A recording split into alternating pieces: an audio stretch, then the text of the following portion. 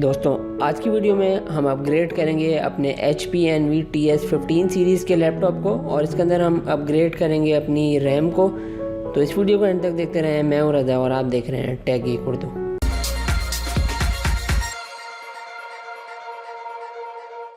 तो सबसे पहले हम यहाँ पे चेक कर लेते हैं कि हमारे पास कितनी रैम इसके अंदर इंस्टॉल है। तो यहाँ पे आपको शो हो रहा होगा कि हमारे पास 4 gigs की एक जो है चिप वो इसके अंदर इंस्टॉल्ड है और जिसको हम करेंगे डबल। तो चलिए स्टार्ट करते हैं। सबसे पहले हमने कम्प्लीटली शट डाउन करना है अपने लैपटॉप को। उसके बाद हम इसको करेंगे अपसाइड डाउन, यानी कि इसको हम उल्टा रखेंगे। मेक श्योर कर लेंगे कोई कपड़े का पीस या कोई टॉवल हो ताकि आपके लैपटॉप के बैक पे स्क्रैचेस ना पड़े।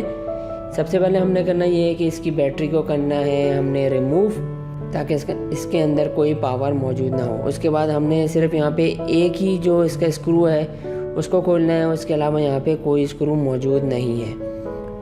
और इसकी बैक प्लेट निकल जाएगी। इसकी जो बैक प्लेट है वो लॉक्स के साथ यहाँ पे अटैच है, तो वो लॉक अनलॉक हो जाएंगे सारे।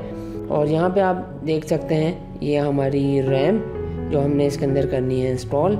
और यहाँ पे आप देख सकते हैं ये हमारा वायरलेस लैन, ये हमारे पास M.2 SATA की स्लॉट है और ये हमारे पास हार्ड ड्राइव की स्लॉट है। तो यहाँ से आप तमाम चीज़ें अपनी चेंज कर सकते हैं या अपग्रेड कर सकते हैं। तो चलें हम जल्दी से इसके अंदर अपनी रैम को इंसर्ट कर देते हैं।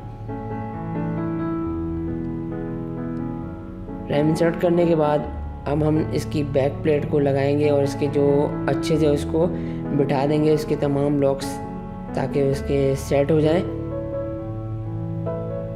और उसके बाद हम इसके स्क्रू को कर देंगे टाइट और बैटरी को कर देंगे इंसर्ट।